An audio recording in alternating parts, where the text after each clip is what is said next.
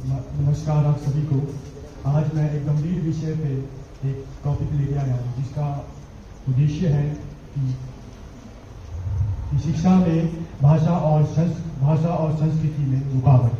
महोदय, जब एक कोई बच्चा पहली बार कोई शब्द बोलता है तो उसके मुंह से मां निकलता है। जब वो स्कूल में जाता है तो उसे किसी और भाषा में वो शब्द बुलाया जाता है, जबकि वो इस भाषा में खुद कंफर्टेबल भी नहीं है। महोदय, इस बात पे कुछ ऐसे प्रश्न उठते हैं जो समाज की नज़रों में गलत फैलाए जाते हैं, जैसे कि क्या हम अपनी संस्कृति को पीछे रख के ज्ञान की प्राप्ति कर सकते हैं?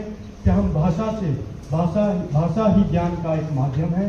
क्या ज्ञान इतना नीच हो चुका है कि उसकी तुलना भाषा से की जा रही है? महोदय, अगर मेरी माने तो इसका अर्थ स्पष्ट रूप से ना है, क्योंकि भाषा सिर्फ एक माध्यम है ज्ञान लेने का, ना कि ज्ञान को समझने का। महोदय, इस बात पे मुझे कवि की पंक्ति याद आती है जो है, पहाड़ पूजे हरि मिले तो मैं पूजू पहाड़, पहाड़ पूजू हरि मिले तो मैं पूजू पहाड़। इसका स्पष्ट अर्थ है कि अगर पत्थर पूजने से मुझे भगवान मिलते हैं तो मैं पूजता हूँ पहाड़।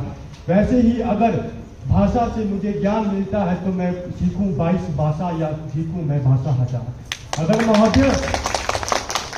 अगर महोदय एक बात है, अगर मैं अपने घर में जाके ऐसा कहता हूं कि हाँ मुझे ज्ञान की प्राप्ति हो चुकी है अनुसार भाषा के आधार पर, तो मेरे घर वाले सिर्फ एक प्रश्न पूछे कि हाँ बेटा बता हमारे देश के प्रधानमंत्री का क्या नाम है।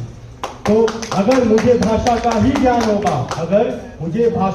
ज्ञान होगा तो मैं इसका अर्थ या फिर इसका उत्तर नहीं दे पाऊंगा। परंतु अगर मुझे भाषा के साथ ज्ञान का भी ज्ञान होगा तो मैं कह तो सकता हूं कि हाँ हमारे देश का प्रधानमंत्री श्री नरेंद्र मोदी जी है। इसी बात पे क्या किसी ने क्या खूब कहा है महोदय?